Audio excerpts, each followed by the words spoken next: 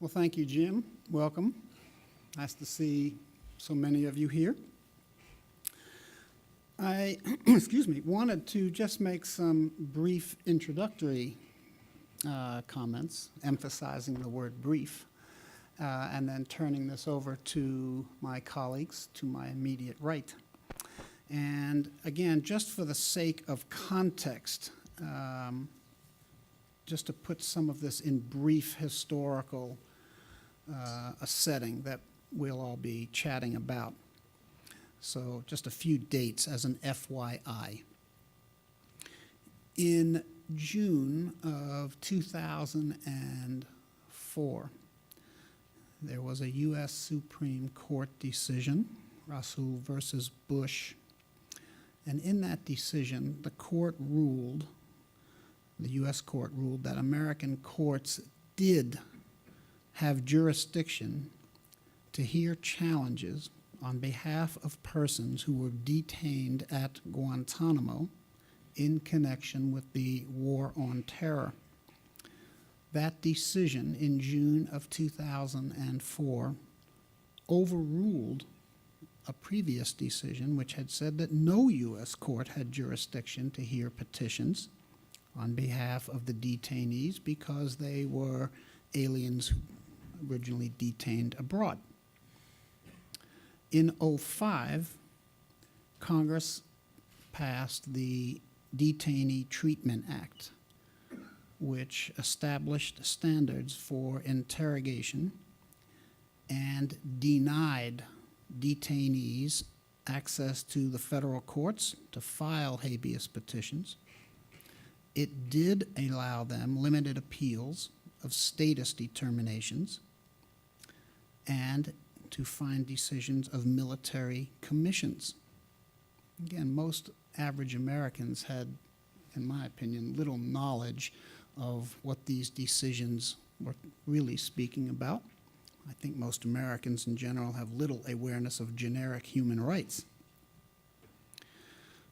In 2006, Congress approved the Military Commissions Act, which authorized military commissions for the prosecution of detainees for war crimes. There had been 15 detainees who had been designated as being subject to the president's military order back in November of 2001, where the administration had deemed all of the detainees at that point to be, quote, unlawful combatants who could be held indefinitely without trial, or even if they were acquitted by a military tribunal. In response to the court's decision in Rasul versus Bush, the Pentagon instituted combatant status review tribunals, which was to provide a forum for detainees to challenge their status as, quote, enemy combatants. All of this was, of course, ultimately overviewing the rubric of how these folks were being treated. What was their status, which was to determine their treatment? President Bush had decided to deny all of the detainees prisoner of war status. They were not to be seen as POWs. Opponents said that that was based on an inaccurate interpretation of the Geneva Convention for the treatment of all prisoners of war.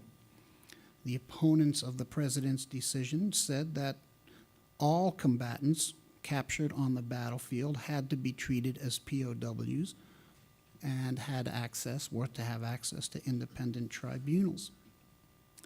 And last, at least in this background, the court ruled, many of you may remember this, of course, in Hamdan versus Rumsfeld, that persons captured in Afghanistan in connection with the global war on terror were entitled to at least the minimum set of protections under the Geneva Conventions, 1949 Geneva Conventions.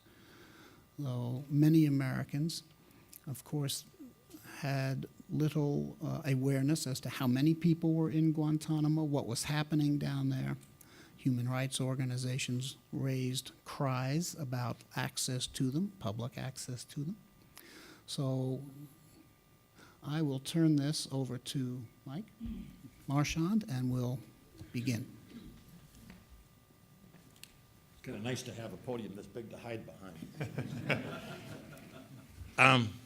You probably wouldn't get this from my background, but the last job I had in the Army, I was the Assistant Judge Advocate General of the Army, which means I did a whole lot of stuff with the detainee situation, to include having several conversations with Mr. Rumsfeld, Secretary of the Army, my friends on the Hill, the Chairman of the Joint Chiefs.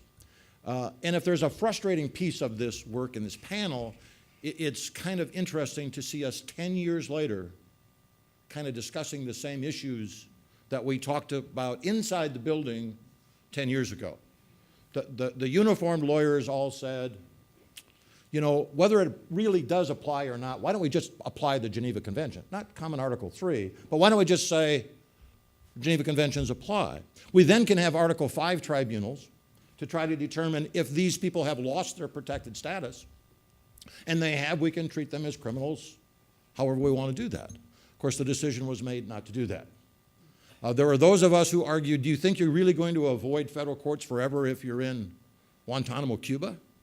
If you remember the Berlin Democratic Club cases in Berlin, where we had a sitting federal judge, that didn't work very well.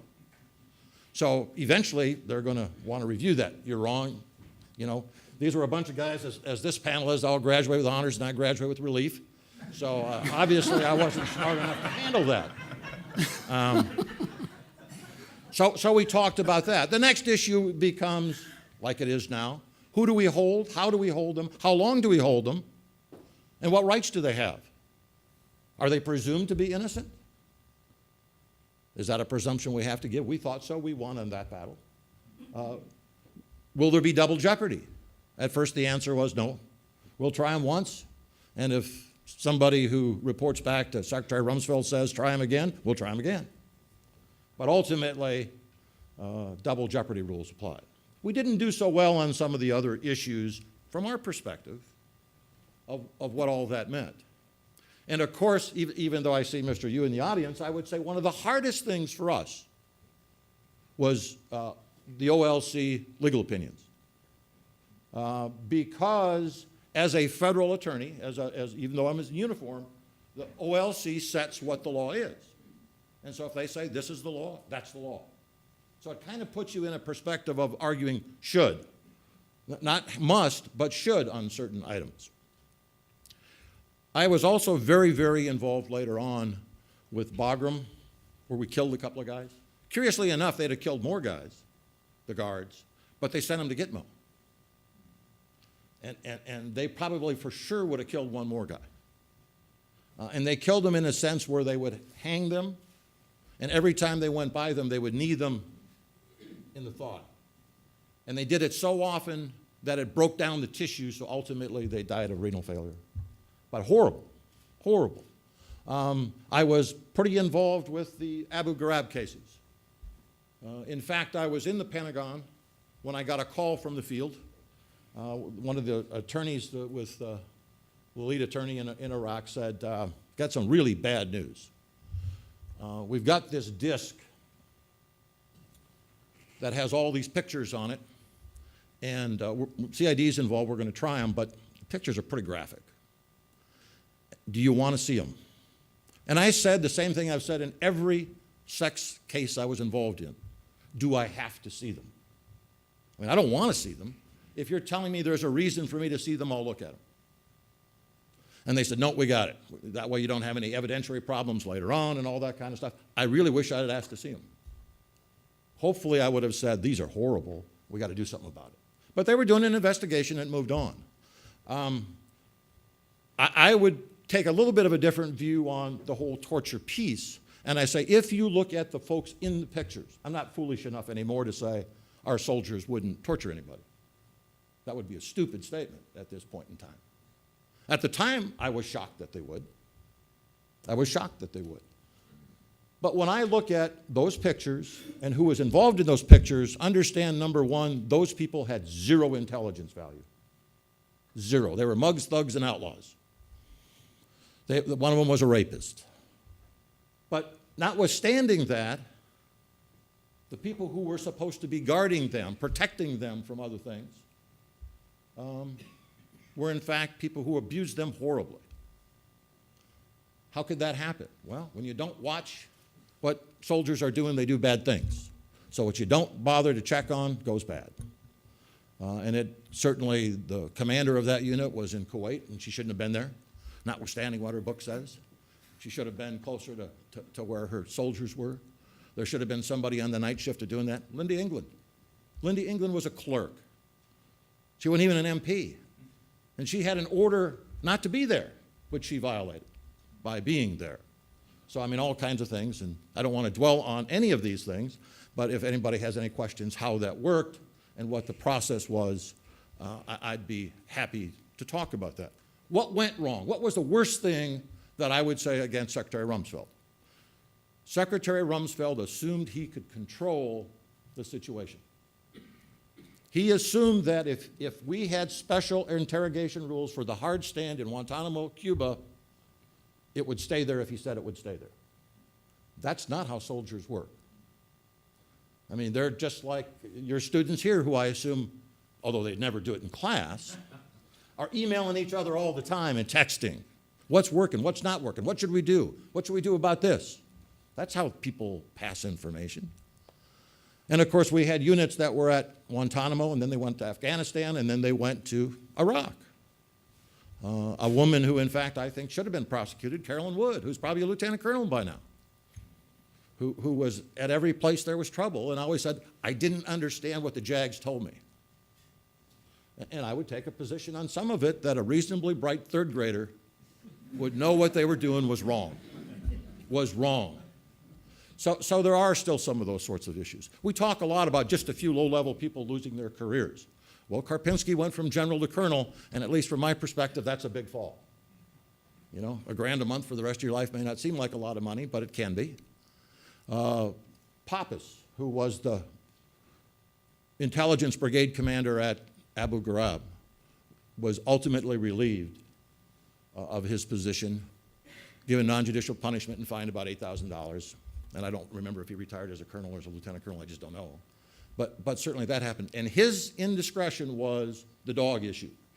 Not that he had the dog bite anybody, but he allowed, on 2 occasions, unapproved, to have the dogs come in and scare a prisoner. So I think he was treated, and they had a huge investigation of that. I think he was treated pretty harshly, quite frankly. Jordan, who was nominally the head of the prison, we tried to prosecute, just like we tried to prosecute the folks from Bagram, and did a miserable job doing it. Nobody was convicted. Whether it should have gone higher or farther, I can't. You know, there was 13 senior level generals or former ambassadors or Schlesinger and Church and those people. 13 investigations, all of which I got to read. 492 recommendations, different recommendations on what to do. And finally, the DODIG sorted through all of them and kind of came up with some things. Now, what's happened? What good came out of the thing? At the combatant command level, Southcom, CENTCOM, there has to be a deputy commander in charge of detainee operations and investigations and interrogations. And in Afghanistan, currently, I think that's a 3-star lieutenant general. Mark Martins, Brigadier General Mark Martins, who is an interesting guy. He was a West Pointer, a Rhodes Scholar, editor of the Harvard Law Review, and a JAG. So he was the deputy commander. I think many of the improvements in Afghanistan, when we went from CSRT to a detainee review board, the transparency is there is specifically because of Mark Martins, I would say. That he's come forward to say this is foolish. We need to have some ways where we can either broadcast, that we can show it, that we invite the opposition to come and observe some of those procedures and comment on them. The Army JAG School has actually worked pretty hard. I know, Bobby, you've either been there or they quote you from time to time in some of their works that they've gone on with some of the seminars that are in Charlottesville. So I think we have made a lot of progress. Why aren't there lawyers that are actually part of the CSRT or aren't part of the DRB? You know what I think? Because we objected saying ethically, if you let us represent them or be a part of that process and they are represented by counsel, we can't talk to them unless we talk to that counsel, right? That's how it works. And so they said, it's easy, we won't give them lawyers. We'll give them friends like we used to do for other sorts of things. So I think that's in part. It would be very difficult to have that many lawyers. What else happened to, I think, you know, everything about Guantanamo is about Afghanistan. And if it were up to me, like I said, I would do a bright line rule. If you catch them here, you try them here. The rules for military commissions to me are set to affect what happens on the battlefield. They are, in fact, criminal proceedings, but the idea is you impact how the combatants fight. And so if it's a war crime, there's every reason to think that a tribunal would make sense. And we will always have problems with rules of evidence. Hearsay is going to be part of it. You're not going to get a soldier that goes into a cave, finds a computer, finds a guy, brings it out, that you're going to have the kind of chain of custody and have that soldier come and testify or give him rights to the magistrate or anything else for that matter. And so you're going to have modified rules if you're going to have those sorts of trials. That doesn't necessarily apply if you catch a guy in Chicago or you get a guy in Detroit getting off an airplane. But that's just my rule. I'm not saying they have to do it that way. I would feel a lot better if we did it that way. I think the new changes to the military commissions are pretty good. I think the accused have lots of rights, have more rights than they would have in most international tribunals around the world when you really look at what they get and some of the benefits to them of hearsay as well, which the government, I would say, didn't necessarily want to give them the right on the hearsay piece, but they have in the process. So what's really bad about them? They're slow. It has been slow. It's been horribly slow, in part because there's been a lot of litigation. The biggest problem, I think, with the whole process of detention, trials, and interrogations was there was a lack, and I think you talked about that more in the first panel, a lack of leadership, a lack of involvement by the right people. We've been to the Supreme Court. What, we've got 4 or 5, 6 cases that have been back and forth to the Supreme Court? And what do we know about the rules from the Supreme Court? Perhaps Bobby will talk about that's one of his things. We don't know much. Now, I would say in part that's because of the deference the courts give to the military, and they really do give deference to the military in most cases. But if you look at Hamden and Hamdy and say, what are the rules? It's like they try to give everybody what they wanted, but not everything they wanted. So it's okay to detain them, but not indefinitely, for intelligence reasons. We know that from Justice O'Connor. We don't know if it's okay to detain them indefinitely for security reasons, but we know it's not okay to do it for intelligence reasons. And I will say that one time when I was talking to Secretary Rumsfeld, and I said, you understand if we don't provide these people with rights, at least Miranda sort of rights, not the Article 31 rights that are a little broader than Miranda, but at least Miranda rights, and military commissions fail, you will never be able to get any statements, if anything else, into a federal court or a court-martial. The military rules of evidence and the federal rules of criminal evidence are almost identical. There's a few more MREs than there are federal rules for some specific reasons, but they're almost identical. And Secretary Rumsfeld looked at me and said, spoken just like a damn lawyer. All you care about is trial. All you're worried about is prosecuting these people. When in fact, the most important part of this is called intelligence. Now, this was pretty early in the process. But he had a point. Intelligence is part of it, and I think it's part of a war process. If we're going to treat it like a war, then intelligence is part of the process. So I think that's okay, but I do think we had a lack of leadership, lack of response from the courts, by the Congress, and by the executive when we really look at what should we do. And I still think that's missing. What I think is missing is there isn't a policy on detention. There isn't a policy, really a national policy on interrogation. I understand because of Senator McCain, we've adopted the field manual, the Army field manual, as being the answer, but think about that. An Army field manual is not even a regulation as the standard? I think we could use a lot more transparency. Not necessarily a transparency of who, but at least transparency of what. What are the procedures? What are the processes? And how are we going to make that a national sort of thing? Not just for the uniform folks, but for the other government agencies, as we call them. Sometimes referred to a defense-related activity. CIA, DIA, some of the other alphabets. Have we really learned much? What's this thing in Libya? What we all saw on TV. That's a coalition operation, right? So I guess it sounds as though we might do an investigation. Should we be promising Libya $36 billion in support before we make any determinations on how they're going to treat detainees? How about these 100 people that are going to Africa in about groups of 10? Now, if you look at a special forces sort of A-team, they're 13. I'm not saying that's that, I don't know, but it looks surprisingly like that. What rules will they have for detention in the Lord's Resistance Army? What are they going to, what will their rules be? I will tell you, I'll bet you a six-pack of my favorite beer, because that's a good bet, that their JAGs are very, very involved. You know, when they did some of the Somalia actions where they actually shot some of the pirates, they might have had 3 shooters and a JAG go with them. Seriously. It's to the level now that stuff is watched. So I do think we've made some progress.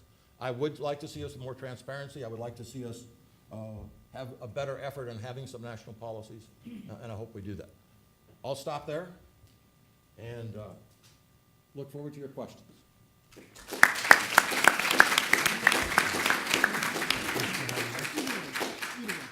Sure.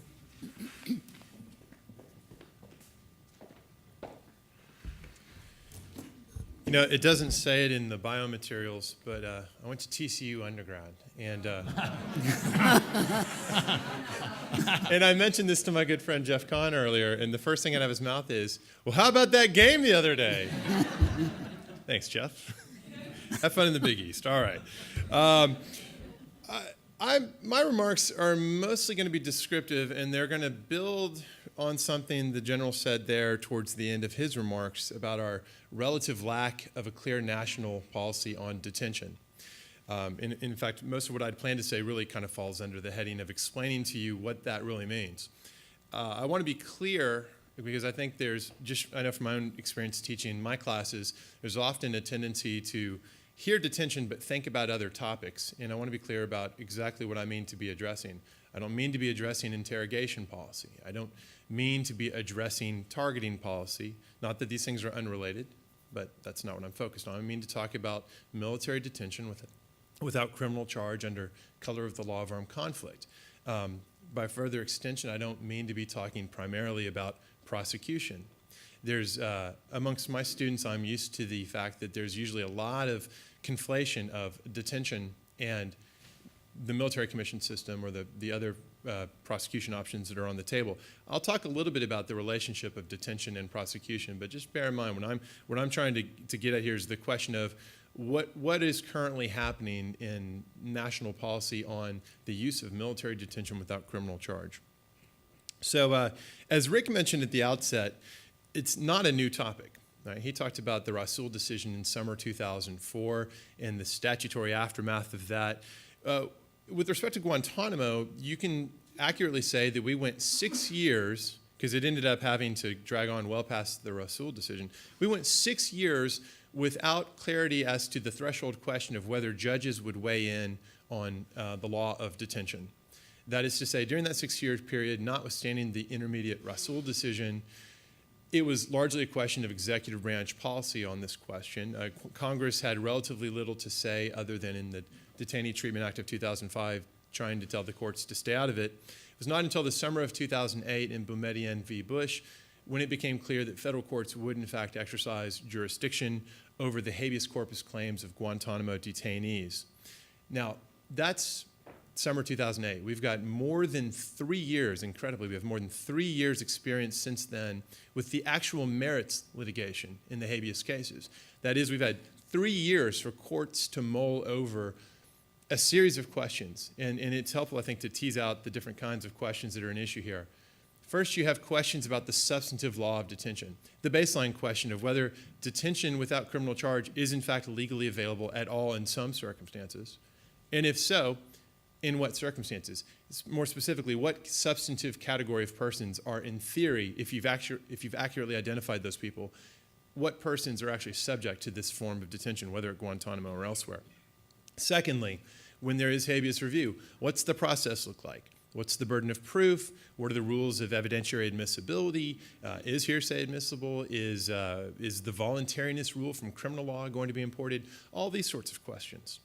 And then once you've resolved all that, then you can actually ask about the merits of particular cases. Actual individuals can be brought forward, and you can look at the evidence the government comes forward to justify the detention in those cases, and you can weigh in on whether or not the government has the factual basis to detain particular people. So substance, process, and actual evidence are the three things that could be worked out over time in this merits process. You would think in 3 years we'd have very clear answers to all of it and the process would long since have concluded, but of course that's not the case. Nothing has happened quickly, as the General said, and as Rick suggested, when it comes to post 9/11 legal disputes. What has happened? Well, with respect to substance, it's common ground amongst all the judges at both the district court level and the DC Circuit level to have addressed the question in the habeas merits case that there is certainly some detention authority, including in cases where people were not captured on the Afghan battlefield, but were captured elsewhere, including, for example, the petitioners in the Boumediene case itself, where they were captured was Bosnia, not Afghanistan. No judge has yet questioned whether or not that presents, or has yet suggested that that presents an example of detention beyond the legal authority to detain. They've all accepted that there is such authority, and they've had a little more disagreement, however, as to exactly who it is that's subject to detention under this heading, under this broad heading. It's common ground that whatever constitutes membership in certain organizations, being part of these organizations, that's detainable. But what they precisely understand membership to mean in the context of groups like Al-Qaeda, which, as we heard in the first panel, I think Hina might have emphasized this, these aren't card-carrying membership organizations as such. Talking about membership is a very fuzzy concept. It's a heuristic that we're imposing on a much more complex scenario. There's been a lot of disagreement about exactly what sort of evidentiary facts, what human conduct equals membership. Is it enough, for example, to show that a person attended an Al-Qaeda training camp and stayed at Al-Qaeda guest houses? Without anything more, does that make the person a member? Several of the judges, including the Court of Appeals judges, have said, yes, in fact, that is enough. Other judges have suggested to the contrary, but the broader view is currently controlling. Then you have the troubled question of non-members, people who conceitedly are not actually members of Al-Qaeda or the Taliban, but who provide material support to it. One of the most controversial positions taken by the Bush administration with respect to detention policy was the claim that you could lawfully detain not just the members of these organizations, but also non-members who provide support. The Obama administration, interestingly, in March of 2009, in its first occasion after the inauguration to have to take a position in court on what scope of detention authority, if any, they would defend in court, largely adopted the Bush position. The only differences were that they no longer used the label enemy combatant, but replaced it with, well, actually nothing. They didn't supply an alternative label, I think wisely recognizing there was very little to be gained by providing a rhetorical hook for what the concept was. They added the word substantial in front of material support. So the support prong of detention authority from that point forward would be defended as the authority to detain substantial supporters of these groups. But of course, that's a distinction largely without a difference. There's been debate within the administration, we are told by Charlie Savage of the New York Times, as to whether or not to continue to defend this category of detention authority. For the time being, what we have are a series of judicial opinions, most recently from the DC Circuit, saying that in fact you can detain on that basis. So the status quo right now is that the scope of detention authority is as broad as has been maintained at any point in the process. And courts have been signing off on this. And gets to a larger point that I want to make. It would be a grave mistake to think that it'd be a huge mistake to think that there's some sort of consensus that, setting aside the location and reputation of Guantanamo, setting that to the side, it'd be a huge mistake to think that there's been some sort of consensus or even much interest in the judiciary in saying that detention itself is somehow illegitimate and unlawful. What you find when you look at the pattern of decisions is a series of endorsements of it. And I'll talk more about that in a moment. Let me move on to what else you can glean from this 3 years of habeas litigation. On the procedure of habeas itself, it's common ground that the government has the burden of proof. It's been common ground between some of the judges and the administration that the proper calibration of the burden of proof is not beyond a reasonable doubt like a criminal case, but preponderance of the evidence.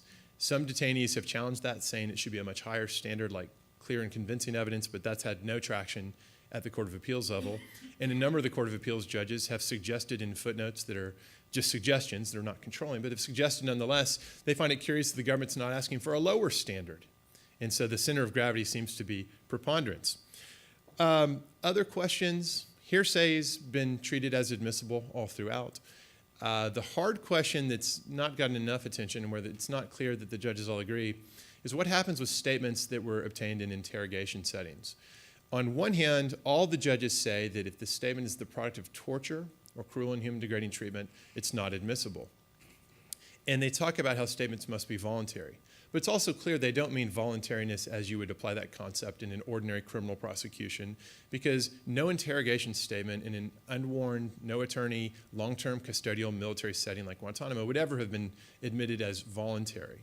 So some sort of unspoken middle ground position is being fleshed out in kind of a common law way in these cases. Very hard to get your arms around exactly what the standard is, but it's somewhere in there between ordinary voluntariness and undue coercion. Coercion, okay, undue coercion, not okay. Where's that line? I have no idea. That's substance, that's process. What about the actual facts? Most of the media narrative about the Guantanamo cases doesn't focus on those first two questions. It only focuses on the sort of easy scorecard type question. Well, how many wins and how many losses? How many times has a judge said, you got to let that guy go, you can keep that guy? The narrative was largely set during the first year's worth of decisions when the government was losing these cases again and again and again. And it seemed at some point quite clear that somehow or other the government was just never going to win another one of these cases. With much less media coverage over time, the record has more than evened out. At this point, there's lots of disputes about how exactly to count the cases. Suffice to say, at a minimum, it's about even in terms of wins and losses. But perhaps more significantly, the government turns out never to lose at the Court of Appeals level. There have been a number of appeals. They've won them all. Detainees have not won at the Court of Appeals level, and a lot of very, you could characterize as pro-government law is being made at the Court of Appeals level. Most observers think that, particularly in light of this law that's been made about the scope of detention authority, about how to think about these complex evidence fact patterns, it's not, you shouldn't hold your breath expecting a lot more further detainee wins. You end up with about half the detainees still at Guantanamo maybe having their cases adjudicated to this point. It's unclear how many more are ever going to come down the pipe. There's probably a dozen more decisions to still come, but a substantial number of the detainees don't pursue habeas litigation. Now, why is that? Who knows? There's any number of possible reasons. We shouldn't speculate too much. It could be that certainly in some instances, they're not interested in denying that they were in fact part of Al-Qaeda or the Taliban. In other instances, it's surely the case that they simply don't want to be part of this process. The whole system seems illegitimate to them. It may be any number of other reasons as well. It all sounds like, from what I've just described then, that you've got sort of a de facto consensus as to the legality of detention, whether you like it or not, that the courts and Congress and both the Bush administration and now the Obama administration have all come together around the legitimacy and legality of what's going on at Guantanamo. But then you step back and take even a close look, or even a glancing look at today's detention debate, and you think, well, clearly nothing of the sort's going on. The debate is fierce, and the administration's own top national security policy official, John Brennan, is frequently in public saying that Guantanamo is illegitimate, needs to be closed as soon as possible, and Congress needs to get out of the way of that process. How can that be, given that the same administration's Justice Department is so fiercely litigating and defending the legality of these detentions? What's going on here? I would submit to you it's not entirely inconsistent. One can defend and accept the legality of Guantanamo detention, at least as it's come to be at this point. and still believe that the use of Guantanamo is a terrible idea from a policy perspective, at least in some circumstances. And I think that's got something to do with the seeming inconsistency of the Obama administration's approach. Congress, for its part, is trying very hard to force the continued use of Guantanamo. And you don't know anything about detention policy unless you understand that going back to the Democratic-controlled Congress of 2009, you've had a fierce congressional reaction to the effort to close Guantanamo. There was talk in the first panel about sort of the political calculation of the Obama administration, potentially the president not wanting to incur political blowback. The president tried. I was part of a task force that was involved in this process. The president was interested and wanted to spend some amount of political capital doing this. Congress used the power of the purse to make it absolutely impossible to do it. It's as simple as that. And I'm not saying the president didn't also fear the political repercussions, but it doesn't matter how much the president wants to do it. If the president's going to obey the separation of powers, as it were, he has no choice and cannot close the detention facility. The debate now is how much further micromanagement of the detention policy spectrum, detention, prosecution, where it's going to be, and so forth. How much further will Congress micromanage this through the spending power? Just 2 nights ago, there was a very close vote that just narrowly missed passing on a bill that would have forbidden civilian criminal prosecutions for any member of al-Qaeda, or wherever captured, if there was a reason to believe they were involved in an attack or planned attack against the U.S. or its allies. And that would include requiring military custody for someone who, right here in Dallas, were believed to be an al-Qaeda member involved in a plot. That person would have to be detained militarily and kept in military custody and couldn't be prosecuted. These fights are nowhere near over. Have I got any time left, or did I already? You're okay. Okay, I'll take a few more minutes to say a few other things. What's actually happening in the field, of course, if you have a talk where you hear someone talk only about Guantanamo, you should think that that's maybe missing part of the bigger picture. What about Afghanistan? Well, military detention under color of the law of armed conflict continues on the same, more or less, scale it has always operated on the past many years in Afghanistan. This isn't new, it's not novel, it's certainly defended by the administration as entirely legal and appropriate. It's a context, it's a hot battlefield in which, of course, you're detaining people. There is, however, an attempt to try to transition that detention policy, that detention system, over to Afghan control, as was done over the years in Iraq. It's not going all that well, in part because, in contrast to Iraq, Afghanistan has much thinner, much less well-established institutions of government to turn to for this sort of purpose. And there's also, as we've heard a lot recently, really grave reason to be concerned about the human rights of the individuals put into the Afghan system. It's something we've struggled with. General Martins, who General Marchand talked about and who used to be my boss, has done amazing work, and others have done amazing work in trying to improve both the security capacity and the rights protecting capacity of this Afghan system. Because everyone knows that one day it'll be like Iraq, we'll be gone, and there will still potentially be a need for some sort of security system, whether it's prosecution-based, military detention, what have you. This transition was effectuated more or less well in Iraq. It's turning out to be much harder to do in Afghanistan.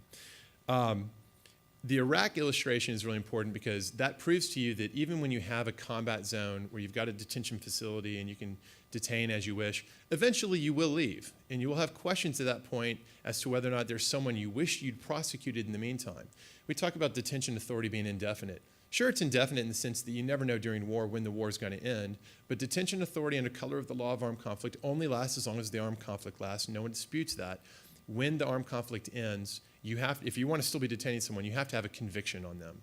There's a fellow named Ali Musa Dakdouk. He's a Lebanese member of Hezbollah who was captured in Iraq, said to have been involved in a series of IED attacks, the capture and execution of American soldiers, a bunch of horrific offenses. We have about 2 months left now to figure out what the heck to do with him. It's a big deal. You will hear about this in the news in the next couple of months. Are we going to bring him to the United States or Guantanamo for military commission trials? Are we going to try to bring him to Afghanistan? Well, the Karzai administration probably wouldn't be interested in us doing that. That's probably not an option. Is it going to be brought to the United States for a civilian trial?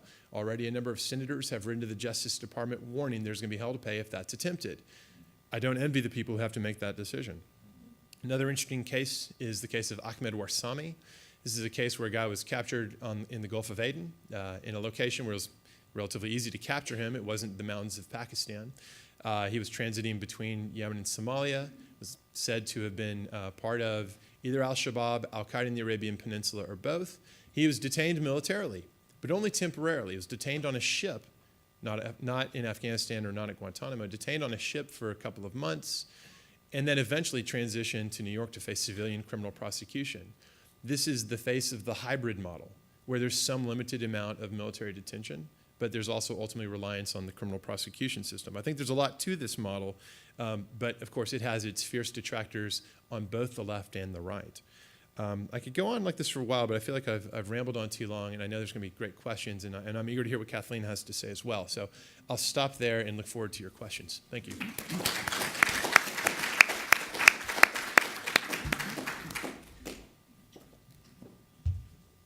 Thanks, Bobby. And I wanted to thank Professor Brown for inviting me and the leadership of the McGuire and Tower Centers for this program today. First of all, I want to tell you a little bit about my perspective on these issues. I teach national security law, and I've been interested in national security law since I was riding around on a tricycle.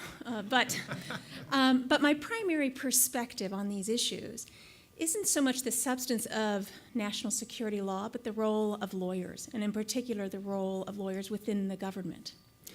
So to help me gear my comments to this audience, I need to know a little bit more about you. So I want you to raise your hand if you're a student. Okay. Now, I want you to raise your hand if you're a law student. All right? And I want you to raise your hand if you are a lawyer. Okay, that's very, very helpful. All right, so the bottom line is that lawyers in government, or really within any organization, can prevent wrongdoing or can help prevent wrongdoing, can make it less likely that an organization is going to engage in wrongdoing.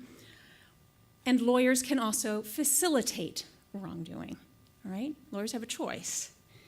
And if we look at detention policies or policies on surveillance from the 1940s forward, but certainly in the last decade, we have examples of both types of lawyers engaging in different kinds of behavior. Or put it a little differently. We have lawyers engaging in both types of behavior, trying to prevent wrongdoing, trying to hold government officials accountable when they engage in wrongdoing, and we also have lawyers who have facilitated wrongdoing, who have facilitated torture.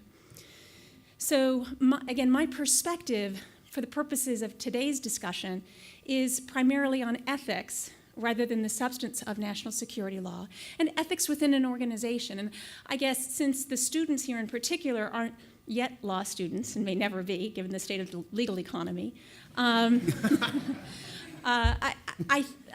going to focus to some degree on an issue that was raised in the first panel about professionalism, right?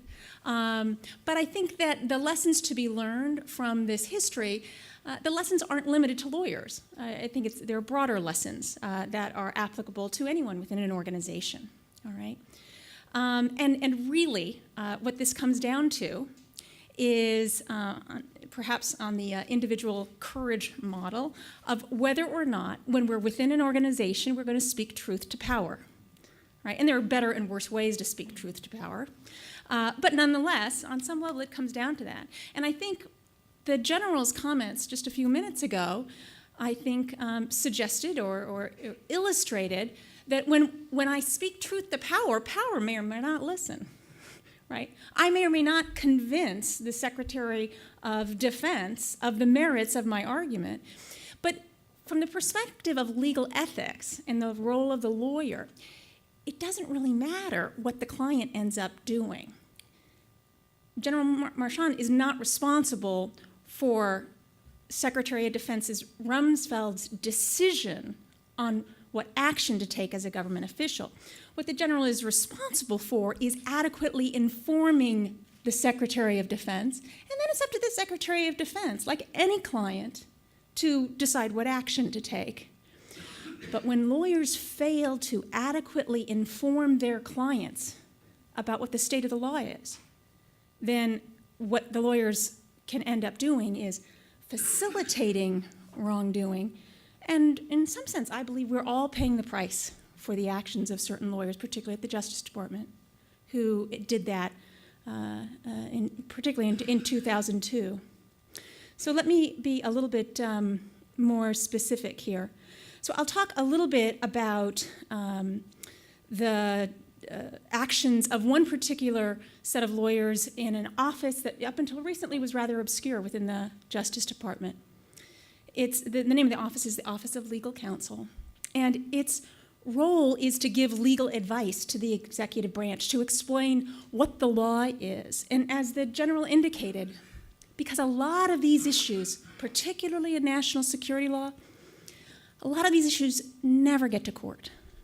They never get to court because they're secret. They never get to court because various legal doctrines convince courts not to actually get to the merits of claims. But what that means is that the lawyers who are giving legal advice, particularly in this field, I believe have perhaps an even greater responsibility to act with candor, to speak with candor to their clients. So going back to the spring of 2002, CIA officials were frustrated in the interrogation of a member of Al-Qaeda who allegedly stopped cooperating with interrogators. And the members of the CIA apparently wanted to use harsher interrogation techniques against this prisoner. But they weren't going to just do it on their own. They weren't going to go rogue. They weren't going to take personal responsibility for what they thought was going to help the country. No, they wanted the imprimatur. They wanted the approval of the Justice Department lawyers so that they could not later be held legally accountable for their actions if those actions were illegal. All right? So, I mean, it's sort of like asking for permission but then putting a thumb on the scale and making sure that you get the permission. In any case, what the lawyers at the Office of Legal Counsel did, including someone who will be speaking at lunch today, is they wrote a 50-page legal memorandum on this question of whether or not the individuals at the CIA could engage in torture. And this 50-page memorandum defined torture very narrowly, and even there asserted that the president has the authority to authorize torture even though we've signed a treaty banning it, and even though Congress passed a criminal statute prohibiting it. Now, as I and many others looked at that memorandum when it was leaked to the press in June of 2004, what I concluded is that the authors of that memorandum failed to speak truth to power. They were not candid with their client about what the law requires. And they didn't adequately inform their client about the law of torture and, frankly, the law of separation of powers. And again, it's important to just keep in mind that when a lawyer gives it, we often think of lawyers in terms of a lawyer's role in a courtroom, right? That's, the prototypical image of a lawyer is a lawyer as an advocate. And when a lawyer is speaking to a judge, the lawyer actually has a very, very narrow obligation of candor toward a judge. As an advocate, the lawyer can try to convince a judge of something the lawyer doesn't even believe. And that's okay under our system because there's some other advocate who will provide another perspective, all right? Now, there are limits. The lawyer isn't allowed to lie to the judge, but he doesn't have to be candid with the judge. It's sort of the bottom line. When a lawyer is privately giving legal advice to a client, the lawyer has an obligation of candor because there's nobody else to give that client perspective, right? The client can decide to follow the advice or not. That's not the lawyer's responsibility, but the lawyer has to be candid. Anyway, as you all know from I'm sure, reading about this memo that has been, leaked, 7 years ago now, the memo asserted that that conduct is torture only if it causes pain so severe that it rises to the level that would ordinarily be associated with death, organ failure, or serious impairment of bodily functions.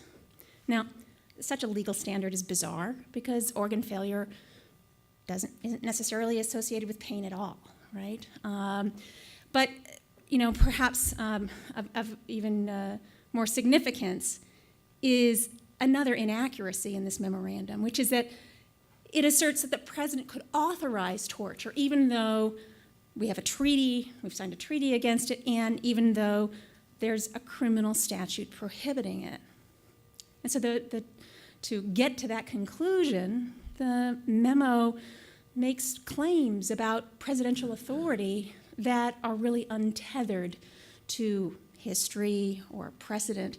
They're so untethered, in fact, that in these 50 pages, the memo never even mentions perhaps the leading case on separation of powers, and this case, the Steel seizure case, where the Supreme Court struck down an action that President Truman took during the Korean War, because acknowledging that the president's powers are defined not just by sort of theory, but also by the context and whether or not Congress has taken action, whether Congress has affirmed the president's action or prohibited the president's action. The memo never mentions this, never informs the client about, in any accurate way, the nature of separation of powers law. And the CIA took action based on this memo, based on another memo, and we, as a country, engaged in torture with the assistance of these lawyers at the Office of Legal Counsel. So the results of lawyers failing to abide by what I see as their professional responsibilities to act candidly within an organization toward a client, as I say, I think we are all paying a price as a country for this failure, and really the loss of I think, the respect of the international community because of that.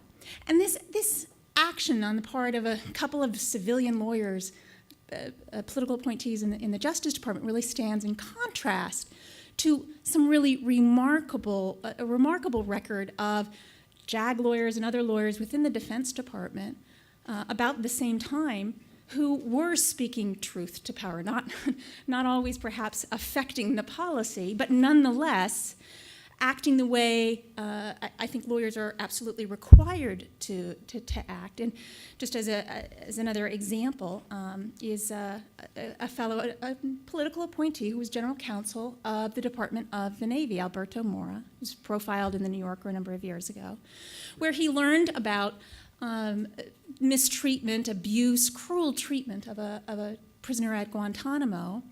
He wasn't the first person to learn about it, but he did take up the issue and brought it to the attention of the general counsel of the Defense Department, sort of went up the ladder internally to try to prevent this from happening. And when he was more or less rebuffed, when nothing happened after a few weeks, he informed the general counsel, well, if nothing happens, then I'm going to put this in writing. I'm going to be writing a memo about that. My understanding is that when he made that threat to act in a sort of responsible, if somewhat bureaucratic way, right? Now, I'm going to put this in writing. I'm going to put my concerns in writing. My understanding is that that particular cruel treatment stopped, and the Defense Department then went through another process of creating a working group to try to address these issues. And as the general alluded to, because of the very powerful role of the Office of Legal Counsel, ultimately, I think the working group may not have been particularly effective in preventing cruelty. But my point is that we do have examples of lawyers within government who have been willing to act in ways that I think are both, mandated by our professional rules, but also admirable, right? And so and going back to the examples from earlier this morning on Korematsu, right? We also have examples in Korematsu of lawyers failing to act responsibly and being candid with a court in the Korematsu case, and there are other examples dealing with warrantless surveillance more recently and reversals during the Bush administration because of lawyers insisting on candor. Again, lawyers cannot control, we cannot control our clients, but I believe that we have an obligation to inform our clients of what the law is, and then the clients will do what the clients are due. But if they are adequately and accurately informed, then they will not be able to act with impunity, I believe, the way the torturers during the Bush administration have acted with impunity. I look forward to the discussion.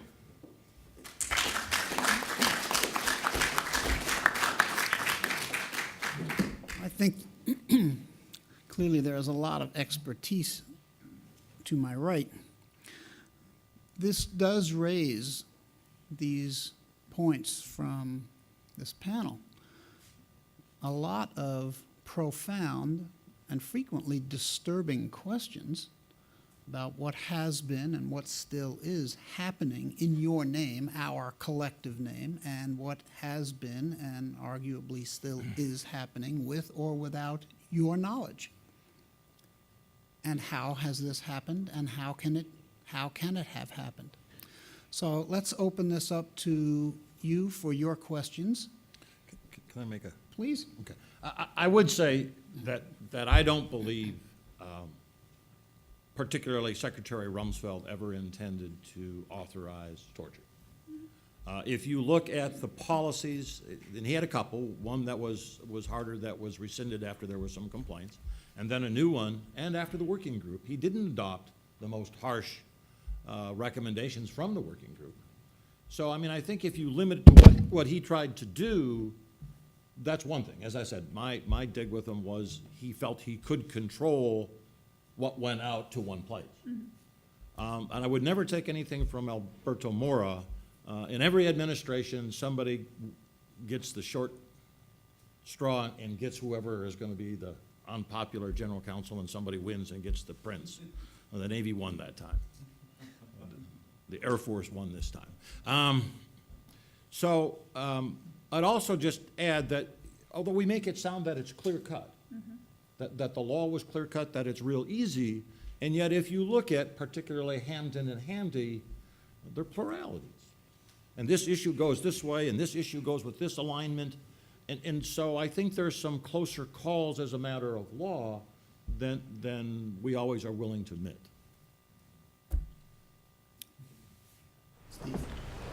Just focusing on Guantanamo, I mean, and sort of on the gross numbers about it. I mean, my understanding is that over the course of years, something like 800 people were detained there. There's something under 200 now.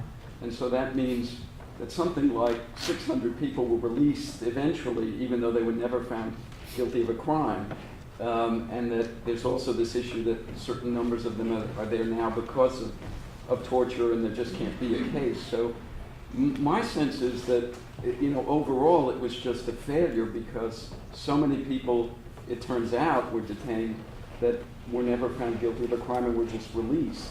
So my question is, do you share that sense that the whole policy was in that sense flawed? I might agree that the policy was flawed for different reasons. But I would say that, remember, and this is part of the transparency we never got to. Assuming that the people in Guantanamo are combatants of some type, then, and from Afghanistan is where they basically are from, other than the high-value detainees. We can hold them until the war in Afghanistan, at least, is over. It's not over. So whether they were tried and acquitted, that doesn't mean that they would be released, from my perspective, as the right to hold them under the law of armed conflict, okay? So there's a whole other piece for detention. Now that detention takes on not solitary confinement, not a lot of other things, and there's a body of law that does that, but they could be retained. The harder question, I think, is because of all the things that happened about Afghanistan and Guantanamo, what happened to the people that we gave to the Iraqis in Afghanistan? Was it necessarily a good thing to say, take these prisoners so we don't have to do anything with them? Not a lot of standards, perhaps. I don't know. I agree with General Marchand. I certainly don't think on the dimension of using military detention authority, I don't think there's any reason to consider it a mistake. I think that the mistakes associated with Guantanamo have to do with conditions of confinement. I think that there are all sorts of optics to Guantanamo that made it, at a certain point, a really bad policy decision to continue to hold on to it so well. But as the general said, the vast majority of detainees there were people captured in connection with the armed conflict that, whatever disagreements there are about the geographic boundaries of the armed conflict, there is at least an armed conflict that continues to this day in Afghanistan. When you look through the habeas case law of the past 3 years, the merits cases, what is it that the judges are looking at? They're looking at the evidence that particular persons had gone to Afghanistan, were involved as members of either the Taliban or Al-Qaeda. These are all people who, many of whom were originally detained in Afghanistan, where many of them were captured. And if they stayed there, they would be among many thousands and thousands who've been detained there over time. Also, many of whom are released eventually because individual judgments are being made at all times about whether on an individual basis it still makes sense to hold this person. What would happen if they're released? Would they go back to a normal life? Would they rejoin the fight? And that's a whole issue unto itself. The premise of the question, you mentioned, they're not found guilty of a crime, and I just want to emphasize, it's not a criminal process. Detaining someone under color of the law of armed conflict is not a claim that they've acted criminally. And whether they've been convicted of anything or acquitted of anything is literally irrelevant to whether or not there was legal authority to detain them. The interesting question is it legitimate to invoke the law of armed conflict in light of where particular person's circumstances were as to their capture? And what I mean by that is, okay, maybe you're hearing what I'm saying and thinking, well, that makes sense if you're talking about some Taliban fighter who's captured in a firefight with American or Allied forces in Afghanistan. What about those Boumediene petitioners who were arrested in Bosnia, coming out of a Bosnian courthouse after, not arrested, but just taken into custody after being acquitted or having an indictment dismissed against them by a Bosnian judicial process? It's away from the battlefield. No one's got any, none of them have an AK-47.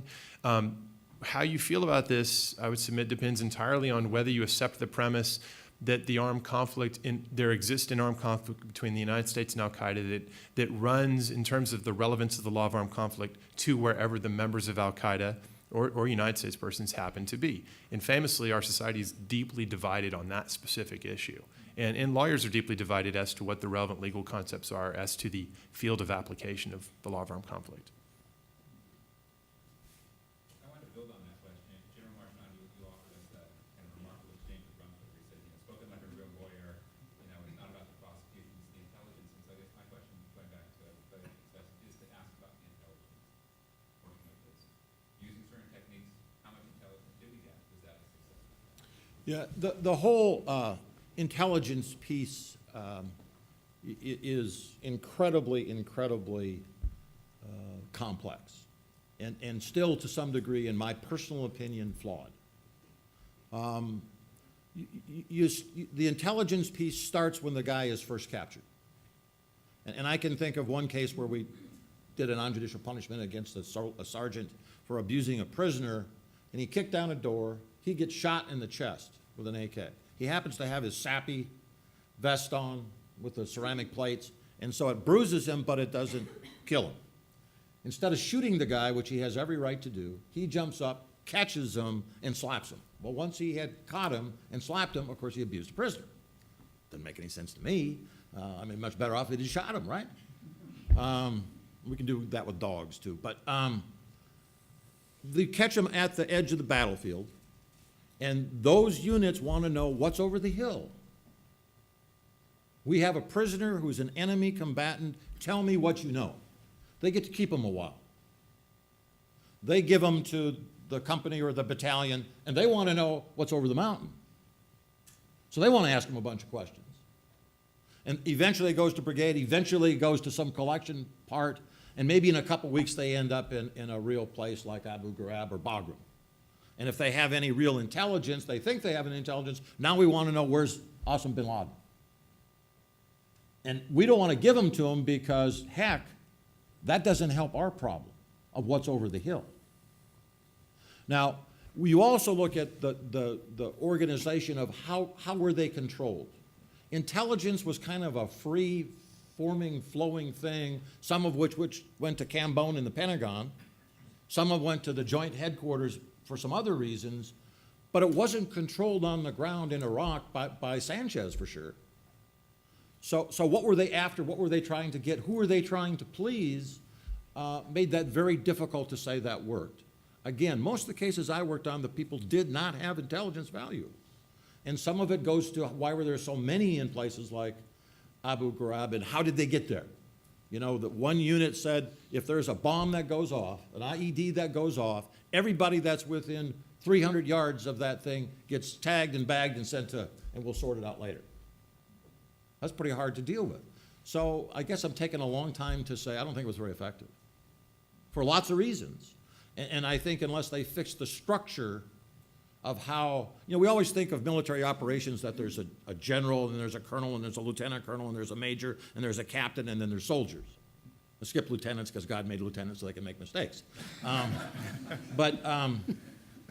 When you look at it, in fact, the interrogation was a few warrant officers, some civilians from khaki in some places, who reported to somebody, a lieutenant colonel or a major would, who talked to Barb Fast, who was a general, who then went to Cambone. That's pretty hard to control that when nobody's really in control. And I think it runs afoul when you have independent operators that do whatever they want to do.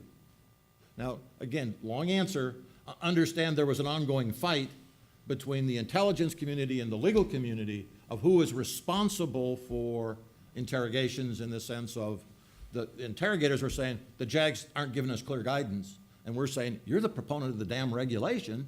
What do you mean you don't understand it? So there's that going on as well, and I probably owe you that sort of disclosure, candor. Sharon.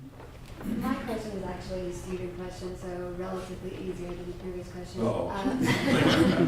But I was wondering what are your perspective on the effect these methods adopted on Guantanamo, for instance, have had on terrorism in general. Should we not expect another attack like 9/11 because of this method? You know, my take on that is, from a student response, is I don't think what we have done has impacted the treatment that our people get when they're captured on the battlefield, and it never did and it never will. And I don't think what we're doing necessarily changes, you know, that we're creating terrorists from Quran salesmen. I don't buy that either. But to me, the response is kind of like it was for me on the memo. Why don't we just follow our regulation? Why don't we not treat people harshly and do the wrong things? Because it's the wrong thing to do. As a civilized society, why do you have to do that? Just don't do it. It's easy. Just to expand on that point, insofar as you're asking about, well, what about the radicalization effect of having Guantanamo? What else? Well, we didn't have Guantanamo at the time of 9/11. We didn't have Guantanamo at the time of the Cole bombing. We didn't have Guantanamo at the time of the 1998 East African Embassy bombings, so on and so forth. That's not a complete answer. The real question is, well, okay, fine. There were already people who wanted to cause these horrific harms. It's the question that Secretary Rumsfeld famously asked early on: are we killing and capturing more people than we're creating? I'm paraphrasing, by killing and capturing. This is a great unknowable. It's frequently simply asserted that, well, of course you are. Look at the opinion polls and so forth. I do think, and this is obviously not something I think that can be empirically tested, but I find it accurate to assume that the torture question, the Abu Ghraib photographs, the invasion of Iraq, that these things all contribute to radicalization. The boots on the ground presence in Iraq in particular, I think, had some of that effect.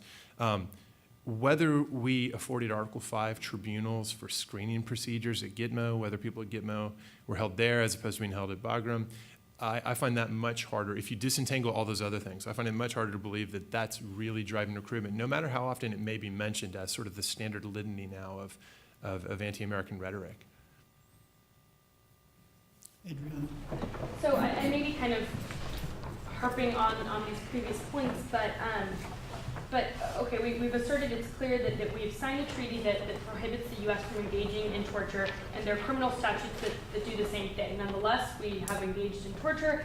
Now we're looking back on that with that 20/20 hindsight to some degree and saying, oh, that wasn't a good idea. So if we kind of take that premise, so then in a world where intelligence clearly has taken an increased importance from the perspective that I have, what do you do? I mean, how do you gather intelligence? What is our intelligence gathering going to look like if we're going to abide by those statutes? So the premise of your question seems to be that torture would be a primary method of extracting intelligence that will be useful for defending our country. Well, it seems to be one that's been used, so perhaps it wasn't effectively used, and that's the answer. We do know that we tortured people. What we don't know is, and I believe, and there's probably someone in the room who can correct me if I'm wrong, I believe there actually is a connection between torture and some decisions, some very significant policy decisions we made. I believe that one of the post 9/11 interrogations resulted in information or an allegation of a connection between Saddam Hussein and 9/11 conspirators, right? And my understanding is that inaccurate information that was the fruit of harsh interrogations helped support our invasion of Iraq, right? So, I mean, we can go along the line of whether or not torture is useful. There's, I think that there's empirical evidence that torture can produce unreliable results. Apart from that kind of utilitarian analysis of whether it's useful or not, I would come back to the general's premise, I think, which is, we as a country did make a decision or a number of decisions that's not who we are, right? And from my perspective, it's unfortunate that the political leadership of this country post 9/11 decided otherwise, but decided otherwise in secret, right? And then decided otherwise in a way that then prevented us effectively from holding anyone accountable for acting contrary to the law and contrary to our values. So I guess I don't accept the premise that our security is dependent on torturing people. I don't see a lot of empirical support for that premise. And I would, again, add, everybody that I knew of that tortured or abused people, we attempted to punish. Now, I only go so far, okay? So I don't know anything about DIA or CIA or what had happened, and without making it sound okay, I think there was less torture that was unanswered, that was intentional torture than what we talk about, personally. Jim. Yeah, this goes back to the morning session in some way, and maybe I can engage some of the morning panelists on this as well. International law. I mean, what effect has it had on our decisions and on our behavior? The one I can see quite clearly is the way we classify these detainees, right? We did not want to classify them as POWs because that might bring in a whole range of protections that we might prefer not to give them. And how it connects to the earlier panel, I mean, I think there's an assumption, now we have sort of teleological view of history, that we have greater protections, greater civil liberties, greater rights, greater human rights in the period when we live in now than we did 50 years ago or 100 years ago. So my question to you is, has international law really had an impact here in terms of U.S. behavior, in terms of national security law, in terms of human rights? That's my question. I'll start, and I'm sure there will be some differences on this particular narrow area that people won't necessarily agree with me. I think in terms of the Afghanistan, at least the Taliban leadership and the Al-Qaeda, I think we would have ended up in the same place we ended up, and that is that they were not protected combatants. And so they had lost their protected status if we had gone through a framework of saying we're going to apply the Geneva Conventions. There is an issue there perhaps with the Taliban foot soldiers as to whether or not some of the things they talked about this morning that was merely guilt by association or some sort of membership. Nobody disputed that the law of armed conflict applied and the Geneva Conventions applied, and the Hague Conventions for that matter, in Iraq. Nobody ever disputed that. Now, we did a lot of violating of people's rights, but it wasn't because they weren't protected internationally. the United States government has historically and still takes a position that if the law of armed conflict applies, the basic other part of the international human rights piece does not apply. And we also take the position, with a couple of minor exceptions, that treaties that we have signed do not apply exterritorially. They apply in the United States. So I'm not sure from that perspective it changed a real lot. I think it changed our perspective. I think it changed our focus. And I think that part of it hurt. I think international law matters hugely to the way that the armed forces conducts themselves. The military trains, its doctrine is built around the assumption that the law of armed conflict, as a matter of DoD policy, it applies at all times, even when it technically isn't an operation that triggers the field of application.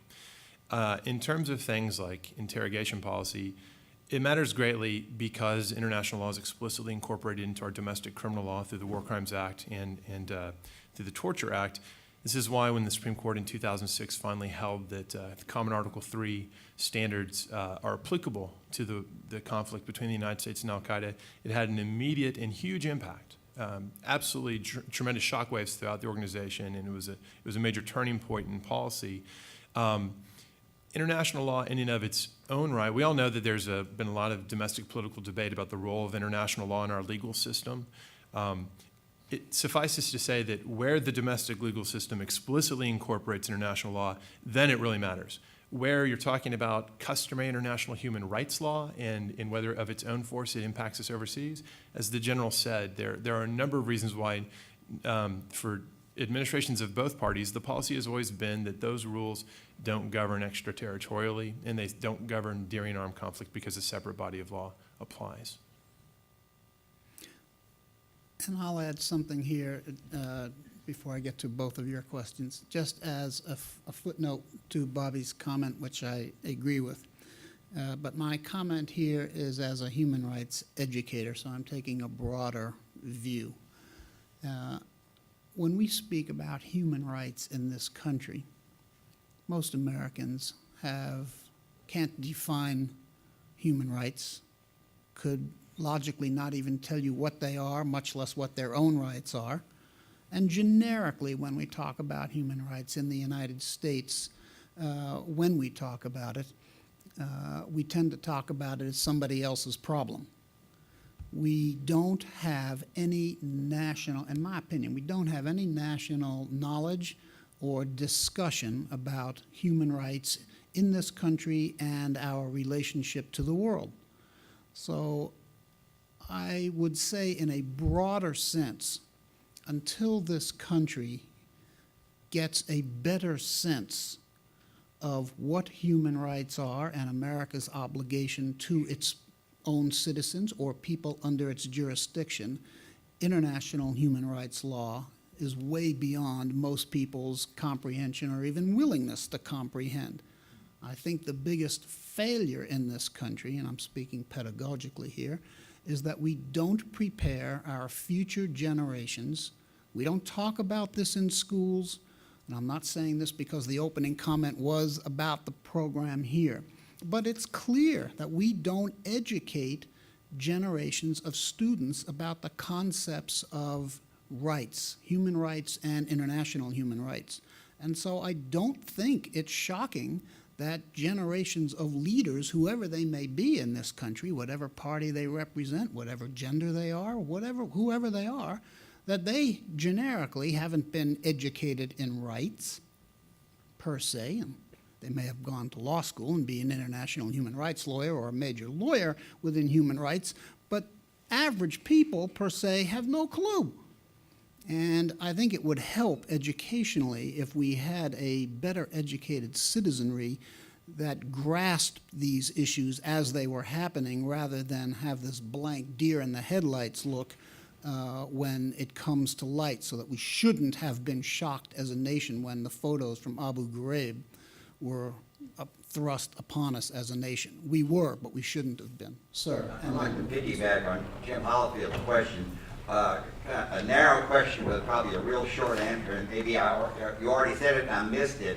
But does international law as protection of detainees, does international law cover everyone or simply the combatants of a country? Suppose there is a person who nominates himself as a combatant for his own cause. We may define him as a terrorist, but he's a combatant. He defines himself as that, and then he does something and he is captured. Is he protected by international law, or does international law only apply to countries, to identifiable countries? Which goes back to our earlier session this morning. Everything is topsy-turvy and you don't know what's going on. There's a threshold question as to whether or not the law of armed conflict should apply at all, right? So in that scenario you just sketched, it may be, if this is just a lone wolf terrorism, terrorist individual, it may be the law of armed conflict has nothing to do with it, and then the question is, well, is it in the United States, is this a U.S. person, such that the Constitution, and kind of in response to what Rick said, part of the reason why we don't have the discourse and the educational emphasis Rick is talking about, that's true, but part of it is because domestically, there's more or less a constitutional analog for essentially all the human rights have constitutional rights analogs, and we do have that education, we do have that focus. But if you're talking about someone outside the United States who's not a U.S. person, then the question is, if it's not the law of armed conflict, what body of law applies? Well, this is the import of what Mike and I were just saying about human rights law. Human rights law is the alternative or the other body of international law that would be relevant here.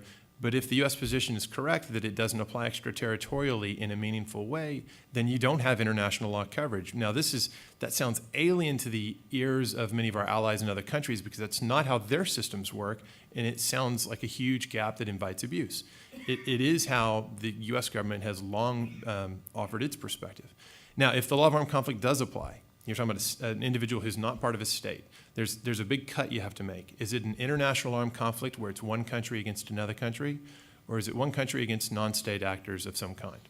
If it's that scenario, when it comes to the Geneva Conventions, there's just common Article 3 as far as the U.S. is concerned.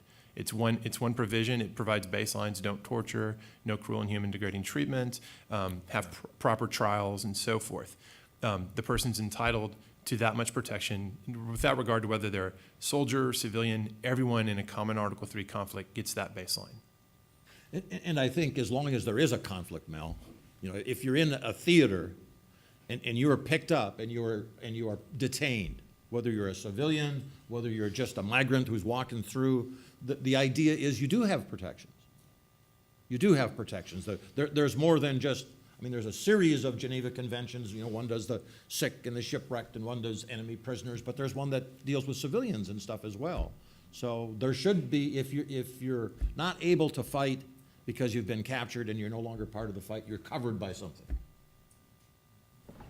Right. I wanted to just comment a little bit on the mandate of candor, because there are students in the room. I teach at the law school, and I work with young lawyers in the making, and one of the issues, I think it's important before we wrap ourselves in candor and think that lawyers are going to save the world,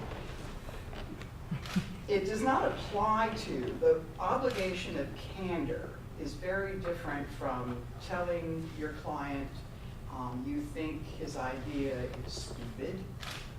Maybe you don't share the same moral mindset. It will not achieve what the client wants it to achieve on political or public policy grounds. And when I work with young lawyers, they very often say, well, I have to advise the client, but it's just not a good idea. And I'm like, counsel, would you give us some law? So the candor goes to being able to tell clients one of three things. The law is clearly for you, full steam ahead, my bar card's safe, go for it. 2, the law is clearly against you. You walk over that line. The idea that if my client does it, I'm not in trouble has not been my experience, unless you make it very clear that I've now signed this, you will sign a waiver, I've fully informed you, and when the shit hits the fan, I'm going to find another job.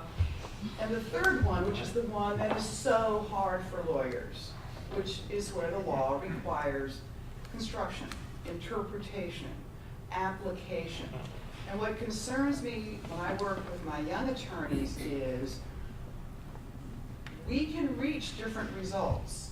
When there's that gap or a bit of a gray area, and I always worry about, did you reach a different result because you had an intellectually defensible position? You were using the tools of construction, interpretation, inference, prediction, generalizable principles of law, narrow principles of law, or did we reach different results because we sort of share, we don't share a kind of a personal bias? I'm sure, as your favorite bleeding heart liberal at the law school, if I were sitting in the office of legal counsel, you would have heard the fight down the halls. I mean, there would have been no doubt in my mind we would have argued because I used these memos to teach this issue. But I will tell you, I do not think the issuance, that opinion is a legal opinion, did not, in my mind, violate the lawyer's duty of candor. When the client says, can I do this? And you are asked to push the edges. We didn't like that edge. Well, what about an edge that's for civil rights? Or what about an edge that's for human rights? Or what about I go out there and do something where there's no law on it because I'm pushing? I mean, lawyers have different ways of dealing with these issues, okay? So I'm sure I would have said, I'm not signing that, you know, I'm not a very amenable person when I'm crossed. But I've looked at it and I use it to teach the lawyers incredibly difficult. And if you wouldn't have written that memo because your morals wouldn't let you write it, I'm troubled by that. Then you shouldn't be writing the memo. If you wouldn't have written it because you truly just not only disagree, but you think bright lines were crossed, that's a different issue. And I read a lot of law review articles, Professor Margulies and others, okay? So do not confuse candor with my personal moral principles, all right? That's why most people think lawyers are amoral, because if you take statements like this, and are not ashamed, right? Anyway, I just, I want the students to make sure that they get that difference. Yeah, I'd like to respond. I agree with you that on lots of different legal issues, there's a lack of clarity, there's uncertainty. And absolutely it is the case that a lawyer shouldn't be held responsible for predicting inaccurately how a court will turn out on a particular close call. A lawyer shouldn't be held responsible for always accurately predicting how a court will determine a legal issue. I think that you and I also agree that the professional obligation of candor for lawyers is an obligation to inform the client about what the law is, not what the lawyer's moral perspective is. And a different rule permits lawyers to share economic and sociological and moral perspectives with clients, but that's not an obligation in the same way that this candor obligation is. But where you and I think, disagree is this. I believe that the August 1, 2002 torture memo did not accurately inform the client of the state of the law, both in terms of what is and is not torture, what the threshold of pain would have to be, but also what the state of separation of powers law is. The failure in 50 pages, never to mention the leading precedent, never to acknowledge the role of Congress in the national security sphere, to never acknowledge any degree of uncertainty for claims that, frankly, were so unsupportable that within 8 days of the memo being leaked, the Justice Department had to walk away from it. It was, in my view, not a close call in any way, shape, or form. And the Justice Department's behavior, once it was leaked, I think is consistent with that. It was indefensible in the light of day. That indefensibility really, I think, is a result of its lack of candor to the client about how tenuous, how unsupportable its legal, not moral, but its legal claims were. Please. Could you speak louder, please? I got you. General Marshall, you mentioned that you thought that some of the techniques that Secretary Rumsfeld authorized for use at Guantanamo, that their legality wasn't so clear-cut. And I wonder if, perhaps I understand, was there deliberation about whether the same position would have been taken if those techniques were being used against our own forces, or did it only go in one direction? There was some discussion always about what it might mean for our soldiers if they were captured to do something, the consequences, the unintended consequences of certain techniques. But again, when I start going through some of the techniques, and I don't want to bore everybody with what some of them were intended to do. You know, we talk about, for example, stress positions, and we talk about those as though they were meant for interrogation techniques. In fact, a lot of the stress positions were for the protection of the interrogator. You know, if you have, hypothetically, a woman military intelligence officer who is diminutive and a prisoner who is big, then perhaps having him kneel with his head against the wall allows somebody else, if there isn't a guard, to interrupt if they have to interrupt. So there's all kinds of things we could talk about. But I think if you look at what Rumsfeld approved the second time around, for sure, and look at it and tell me those were torture, I don't believe it. That they may be more coercive than what I would like, but it would be tough to call them torture. I'm not going to get into a debate here. Sure. I would love to have a discussion after. Although I will agree with you that not everything is torture, but some of it constitutes lesser cruel. Okay. Well, you, as always, make wonderfully descriptive and cover a lot in a short period of time. But I think I understood you to say that all three branches of government had ruled on the scope of detention authority, and I'm not, if I'm wrong, correct me please, but given that the Supreme Court, as the highest voice of the judiciary, has not actually ruled on scope of detention authority in its decisions so far, I'm going to press you a little bit and say, what are limitations that you think might be acceptable on scope of detention authority when we're talking about a non-international armed conflict? Great question, and you know, I always enjoy our exchanges as well and learn a lot from them. On the descriptive claim about the unity, I don't mean to overstate this. Yeah, the Supreme Court has shown no interest since 2008 in getting involved in these cases again. They're leaving it to the D.C. Circuit. And so my claims are, on this score, are limited to what the district court and the D.C. Circuit courts are having to say. However, that's in the shadow of the Supreme Court making pretty clear that they're not planning to get involved. The question you zero in on, though, and I should add, it's not like Congress is actually expressing itself on this issue either. They passed the authorization for use of military force. All their subsequent interventions in the debate have been conspicuously quiet on the question of exactly what detention authority they want the government to have. That may change soon with the National Defense Authorization Act that's currently pending, but we'll see. On the hard question, the really important question is this geographic scope issue, because when push comes to shove, most people don't actually have that much disagreement about what goes on with respect to captures in Afghanistan and so forth. The interesting questions are all about people like Ahmed Warsame, who were captured on the high seas, transiting between Yemen and Somalia, or someone who hypothetically could be captured sometime down the road in Yemen or Somalia. You're asking, you know, what do I think the limits ought to be? So I think that there's something to the geographic concern that underlines, that I think undergirds the concerns of those who look at this and say, I don't want a global war.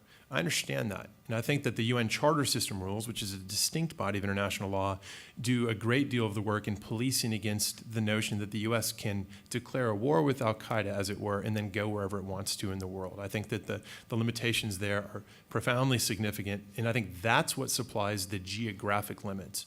I think that if you have, let's take Ayman al-Zawahiri as our current sort of paradigm case of if anyone's covered, it's him. If it turns out he's not in the Fatah region, but instead has somehow found his way to Somalia, I think that if we could capture him there, I think that the same rule framework would apply in terms of detention authority, no matter where he's captured. I think that would be true if we caught him in London or here in Dallas.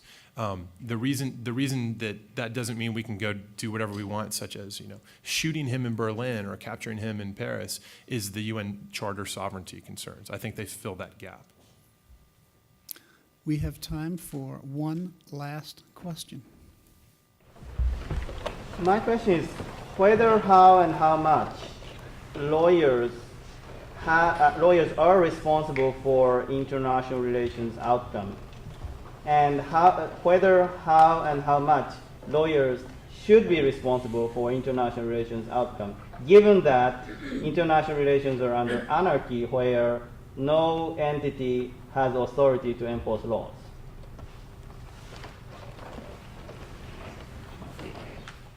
Well, I'll make a first cut at responding to your question by simply saying this. Lawyers, we don't rule the world. We give advice and we advocate. And our clients are often constrained legally to act in what would at least appear to be in compliance with the law. And so therefore, they may want to find and shop for the right opinion that would purport to allow them to take particular action. And I think that the national security, in the national security context, the fact that so many of these controversies never see light of day, never get inside a courtroom, mean that the lawyers inside the government have almost an adjudicative role to play, and effectively will have quite a bit of, not control, but will have very significant influence on what the government does and does not do, at least within organizations where the government, organizations that appear to be committed to acting in compliance with the law. But that I guess I just want to acknowledge I'm really limiting my answer to the domestic rather than the international context. Okay. Well, I would say clearly, I opened my comments by saying there's a lot of expertise to my right, and I think that's been manifested abundantly. These issues are obviously complex. They are not going away anytime soon. It would behoove us all to pay closer attention to these issues as we see them in the press and from our colleagues. They do help define who we are as a people. That's still ongoing.